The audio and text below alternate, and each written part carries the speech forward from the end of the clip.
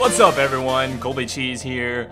It's been quite a while since my last video, but I have a reason. Been doing some moving, just moved into a new house. Once we get everything unpacked, I'll probably try to make a video so you guys can check it out. For now though, I've got everything set up and it's time for my Demon's Souls playthrough like I had told you guys that I was planning on doing. So without further ado, here is King the Aland intro. the 12th, by channeling the power of souls, brought unprecedented prosperity to his northern kingdom of Boletaria.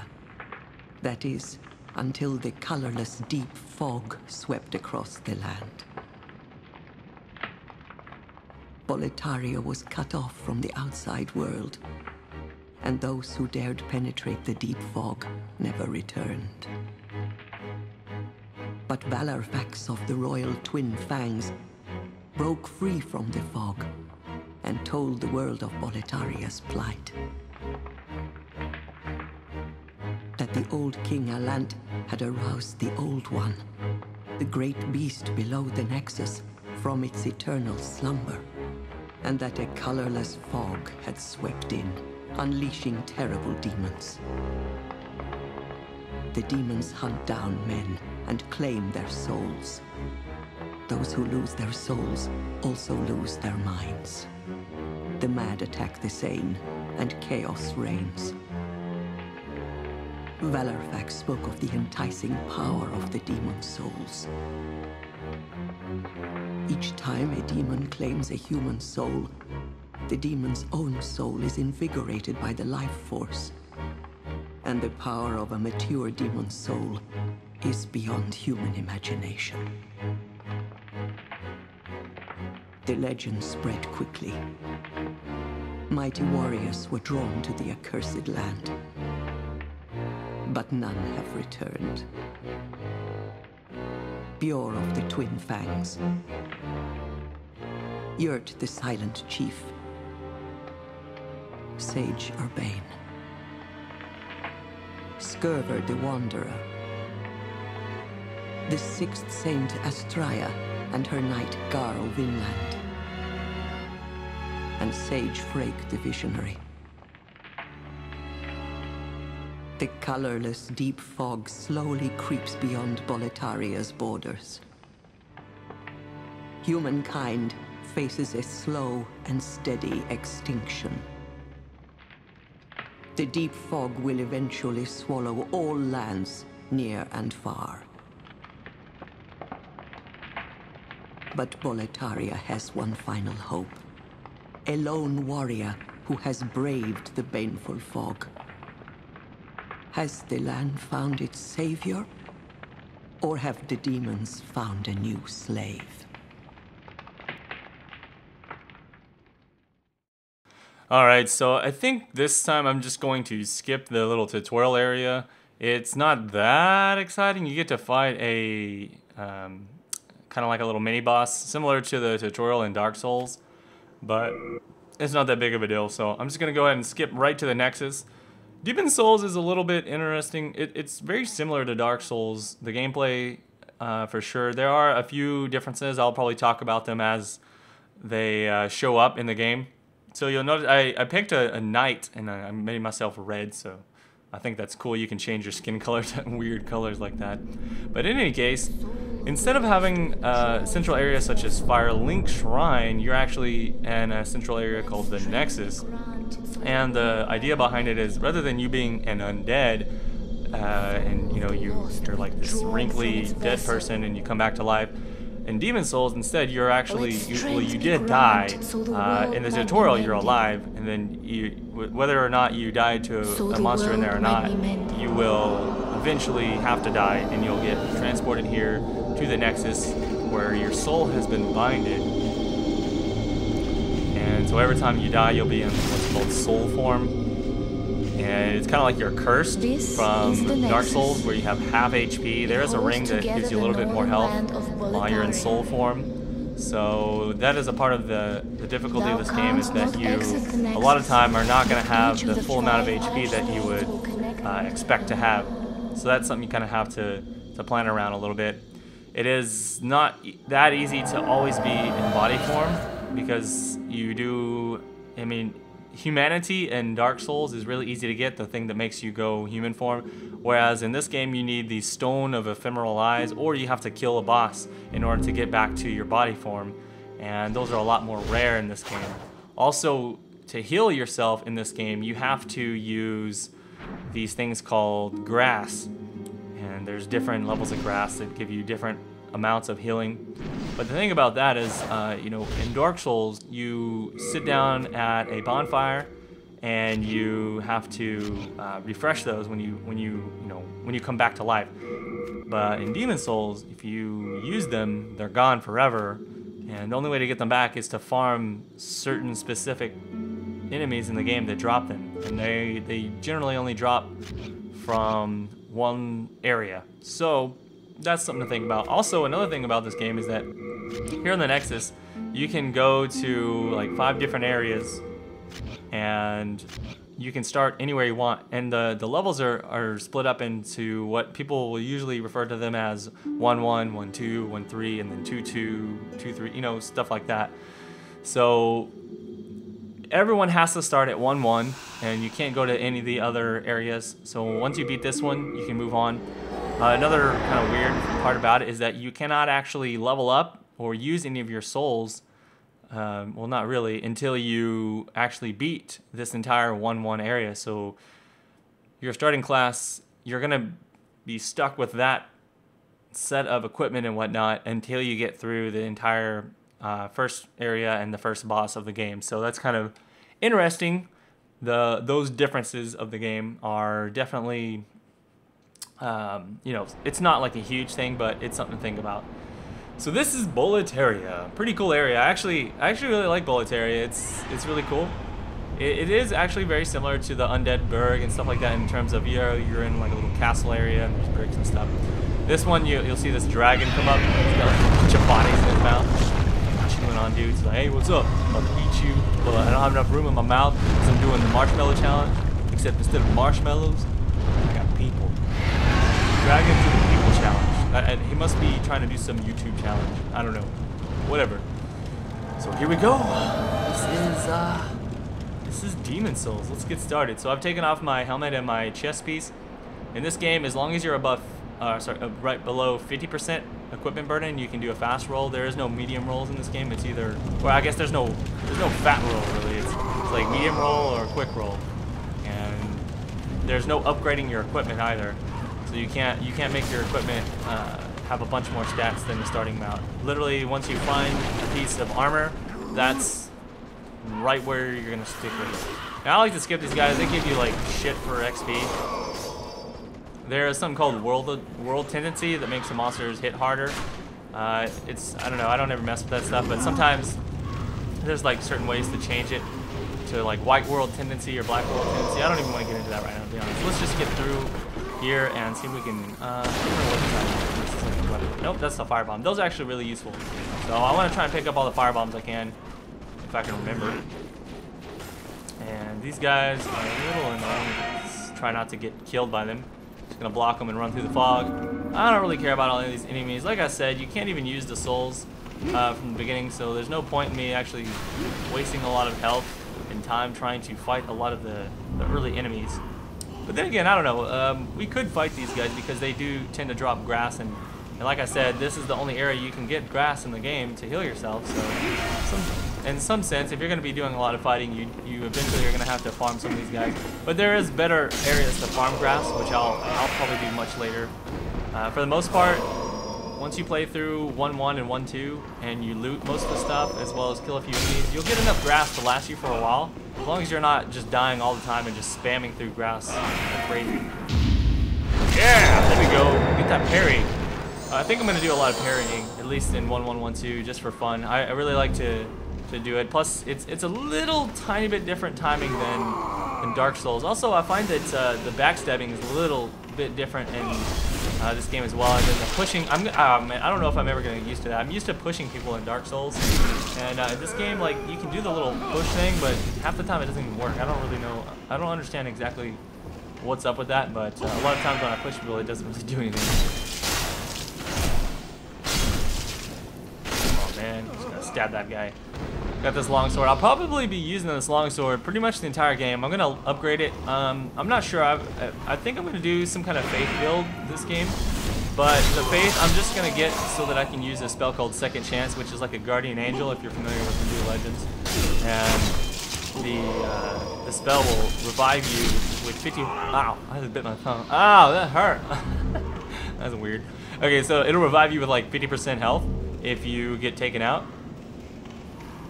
Alright, so we're gonna head up here. But yeah, as far as upgrades on weapons, I could do like, if I get enough faith, I can go for like a blessed weapon, but that's gonna be a lot of farming in an area like this. For a first playthrough, generally you can get by with just using a dragon longsword, and I'll get a dragon longsword later on when I get to the, I think 2-2 area. I can loot a dragon longsword. +1, and then I'll just have to upgrade it the rest of the way. And there are a couple other weapons that might be better for going dragon weapon, but I don't know, I may not get them. Like the claymore, a lot of people like to use the claymore. It does a lot of damage once you upgrade it, and it has decent reach and stuff. But longsword's fairly quick. It's I don't know. I've never really liked using any of the straight swords in Demon Souls or Dark Souls, but I guess since I've already done playthroughs with a lot of different weapon types, I'll go ahead and just use a straight sword for this playthrough. It's gonna be harder. It's definitely not as easy as some of the other weapons. Okay, there's gonna be a guy throwing a, yeah, there it is. I just gotta wait. Okay, I can't remember what this weapon is. Is this the claymore right here? I know. Oh, that's the bastard sword. So the bastard sword is, I don't know. I think it's similar to the claymore. It's a bigger straight sword. It's like a long straight sword. I guess you would categorize it as a great sword, I guess. Oh yeah, I forgot about that. I have a mail breaker. Whenever you start as a knight, you get 2 weapons. So I can use the mail breaker, and that's not gonna have the same amount of just swinging R1 damage as the longsword, but if I do a parry or a backstab, I'll do way more damage. And I can also attack behind my shield if I want to. So, all right, we'll play around with those in the first couple of areas here, and then I'll decide what I want to really get going. I haven't actually done playthrough with a rapier or anything like that before, but I've obviously done the spear on Dark Souls a lot. I like to play with the spear a lot. I may try out the wing spear on this game, but I don't know if I'm going to use it the whole time, because you can't actually use a spear and then get dragon longsword, or you can't get the dragon upgrade on a spear. So I may use it for a little bit until I can get dragon, and then I'll switch back to the longsword. These guys are kind of like the weak version of a Black Knight. Called the Blue-Eyed Knights. There's a Blue-Eyed Knight and a Red-Eyed Knight. Red-Eyed Knights don't kick your ass.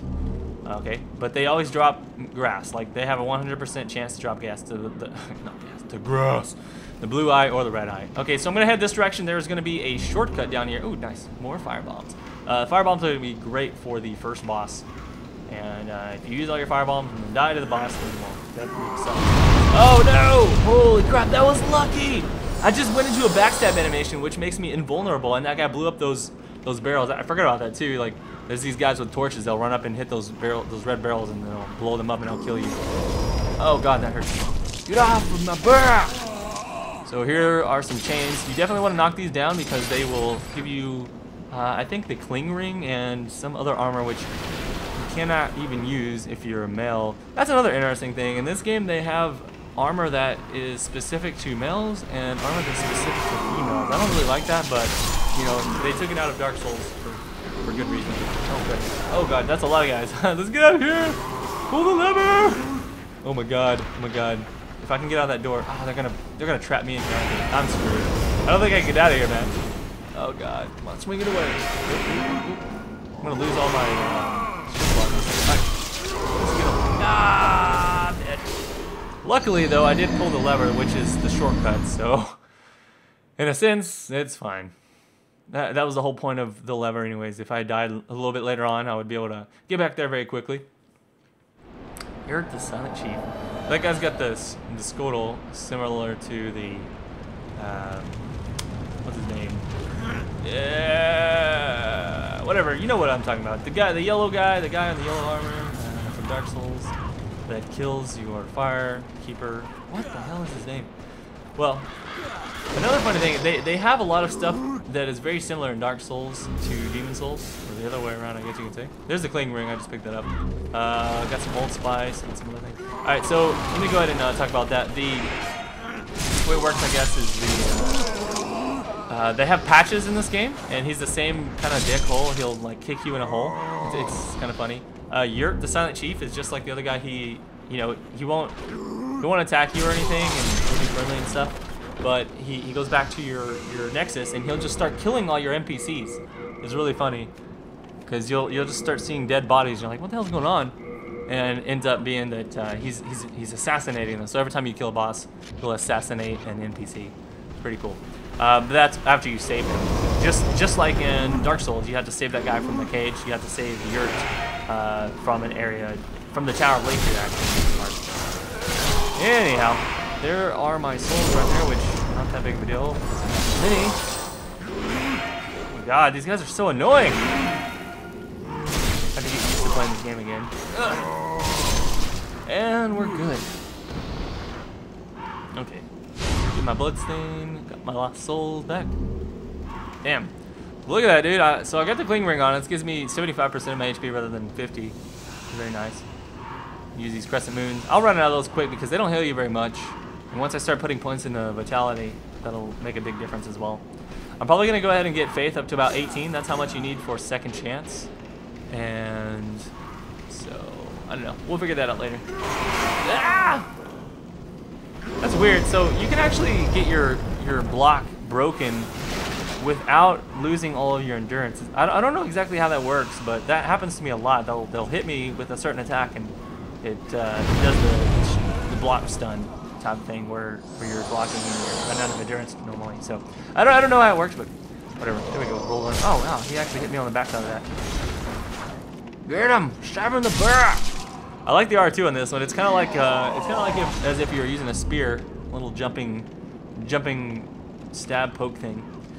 I kind of want to go fight that Red Eye Knight. I might do that. I don't know. Yeah, screw it. Let's go fight the Red Eye Knight. We'll see if I can beat him. It hits really hard. He can one-shot you if he attacks you. He's got a pike, which is very similar to the pike from Dark Souls that you can buy from Andre at the store, where you do the R2, it does the thing where it like runs and then it goes da da da da da da da, and it like does a few hits, which in Dark Souls, like if you use the pike, it's a piece of shit. It's probably one of the worst weapons in the game, or one of the worst R2s in the game. It's just not. It doesn't do any damage for the amount of risk that you take by using it. The funny thing though is when you kill these guys, they have a chance of dropping the wing spear, but not the pike. They don't drop any. There's not a pike in this game. So there you go. You saw him kind of running and they're doing damage. Bam! Right there in the backstab. This is good. If I can keep backstabbing this guy, I'll be good. It's a lot harder to like strafe around and backstab guys in this game. Well, sometimes it is. They tend to lock onto you. Just see, there it goes. He did that little running thing. That shit hurts. There's a level in this game later on. I think it's 2-3 actually, or 1-3. Yeah, it's 1-3. Boletaria, and there are 3 of these Red Eye Knights with spears, and they're freaking hard, man. Because it's like as if one guy with a shield block and a long-range spear that can attack you from behind his block is not, you know, as if that wasn't bad enough. 3 of them running at you. Good God, GG. Okay, so got me some Full Moon Grass. Like I said, Red Eye Knights, they always drop Full Moon Grass. Pretty sure. And with a chance to drop New Moon, maybe? Or, I don't know. Anyways, Full Moon Grass is going to give you almost your full health. You'd think it would give you full health. It gives you almost full health. I think the one that gives you maximum health always is New Moon Grass, I believe. There's New Moon and Dark Moon. Dark Moon is going to give you full health plus cure you of all status elements. Anyways, whatever. We'll get through that later. So that door that was back there, you can't open that right now, but I'll be able to get a key for it later. I don't know if I want to drop down. I can't remember what. I'm pretty sure there's something down there that you can get, but I remember it being something that's not really that important. Maybe I'll drop down there later. I don't know. In any case, let's see. Yeah, we'll go through that later. So this guy right here is pretty interesting. You can actually kill him for the key to that door, and you'll be able to fight this really hard guy. That was a bold for a jump. chance to Well, get a pretty good now weapon. that you are here. But the weapon, the funny thing about the weapon that you can get is that it scales based on your character tendency. So this game has this thing called character tendency. So if I were to kill this guy right now, it would put my character tendency towards the darker get up to like +5 character tendency or -5. If you kill dark phantoms like invading spirits, you'll get your character tendency will shift, I think, towards a lighter character. Whereas on the other hand, if you invade someone and kill someone, it shifts you the other way. Or you can just kill these, you know, friendly NPCs. So this guy right here, you can actually follow him around. You can kill all of the enemies, and essentially you're saving him. So right there, you saved him from all those guys down there. He was in, you know, a bit of a bad situation. So we're gonna go ahead and clear out the enemies in this area so that he doesn't die. And then there's another spot you can save him in a different part of the game. And then I think the third time you see him, he's actually gonna be like. What on earth are you doing? Please. I don't know. It's kind of weird.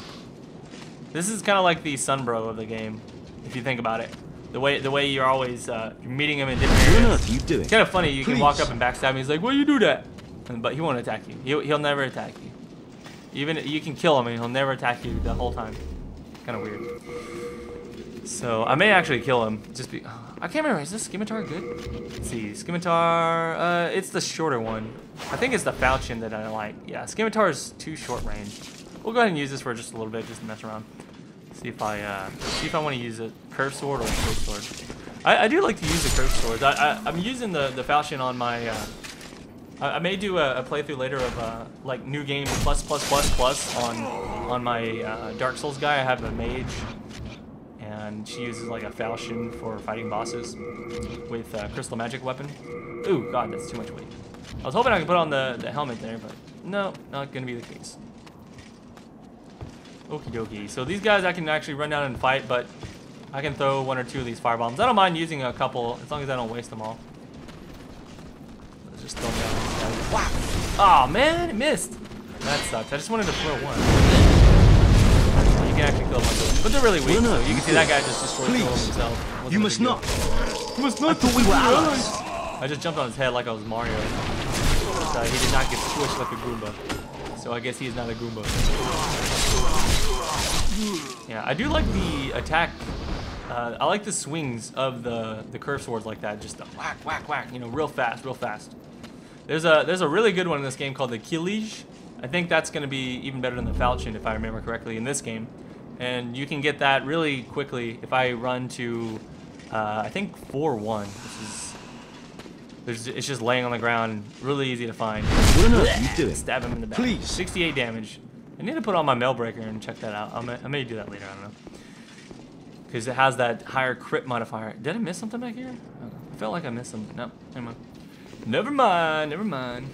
So we're kind of using this guy. We're gonna like let him help us kill enemies, and then we're gonna take him out. All right, what do we got? More soldiers. Feels like the number of soldiers you get early on in this game is much lower than in Dark Souls. I thought we were allies. I thought we were allies. Sorry, bro, we're not, because eventually you're gonna kill me, and I don't want that. Whack, whack. All right, so let's see. Let's put on the mail breaker and then stab him in the back, and let's see the difference in damage. So we're gonna do, I guess, two-handed mode here. Oh, okay, come on. And bam, 137. So it has less damage on the attack rating, but like I said, whenever you backstab or parry or whatever, huge difference, like twice as much damage. Pretty crazy. I like it. I like it.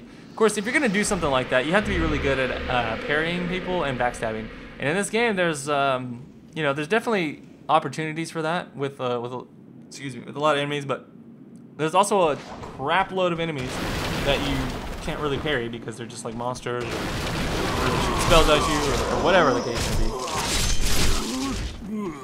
It's not bad for going through 1-1 here, or actually all of 1. All of Boletaria has humans. These are all humans and Dregling soldiers and stuff like that. But obviously, I feel like it would be a waste of time to sit there and parry every Dregling soldier. They usually come at you in large groups, and you just want a big swinging sword, in my opinion, or maybe a large poking weapon, like if you can get a spear or you know, honestly, the class I started this game with the first time was with this Dragon Knight, and I think that's probably the best starting class for almost everything other than pure caster, because the stats are just great. And he starts off with a not the barred shade, but I guess it is. It's something like that. It's some pole arm, and the pole arm in this game is way better than Dark Souls. Like, I guess I don't know if it's the attack animation or just the way it locks on or whatever, but it's got really good range. It's about just as good as a spear. So I used it the entire playthrough for my first playthrough of this game. And I also did a playthrough of a mage, which was really easy. Like, I guess in the Demon and Dark Souls series, the Souls series in general, the casters are is kind of like, if you want an easy mode in this game, just play like a mage. That's, in my experience, the easiest. Always. You can kill bosses in like no time with no skill. You don't have to do much dodging. You don't have to get up close. You just turn on, you know, like a homing soul arrow and then just regular soul arrow and bam, just take them out. Same thing in this game and same thing in Dark Souls. I'm guessing in Dark Souls 2 it's going to be the same way. Maybe they'll change it, but I feel like they're going to keep the game really hard. And you know, people always say, "Hey, you should put an easy mode." But those are the people that don't really understand the game. But all they really need to do is just get some magic spells. If they're having trouble with the game, you can really beat the game just by doing that. And hell, even in Dark Souls, they use pyromancy and both. I mean, pyromancy is a little less awesome for PvE than actual, sorceries. But either way, it's fine. So, in this game, I'm gonna do this will be the first time I've ever done any kind of faith. Both in Dark Souls, I've played this game for like 300 hours and I've never done any faith spells ever. And by this game I mean like Dark Souls, and then obviously I've done 2 playthroughs of this Demon Souls game too.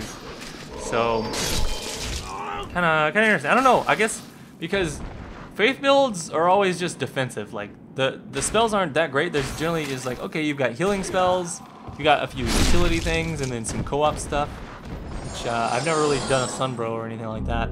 And then you've got maybe like one offensive spell that's not practical for everyday use and it's not really good against bosses. So this game is even less practical than Dark Souls, to be honest. So Dark Souls, you've got like Emit Force and God's Wrath, which you can use several times. But in this one, you've got there is a God's Wrath in this game, but you can use it like once, and you have to put an enormous amount of stats to use it. So you have to get like 18 points into intelligence. I guess that's another thing I didn't really mention until it just now came out, but so you'll notice under my health bar there's a mana bar, and in Dark Souls, rather than a mana bar, you had just a number of castings that you can use, and you would have your attunement slots, and then your spells would let you cast 4 or 8 times or whatever. In this game you have mana, and each spell costs mana, so you do have these little spices which you can farm, similar to the grass and stuff like that. But wow, I've been talking for a while, haven't I? I'll go ahead and talk about the spells later, but I'm gonna have to break this up since it's gonna be really long if I don't. Go ahead and click on the next video button, and I'll see you around for the next one, guys. This is Kobachi. Peace out.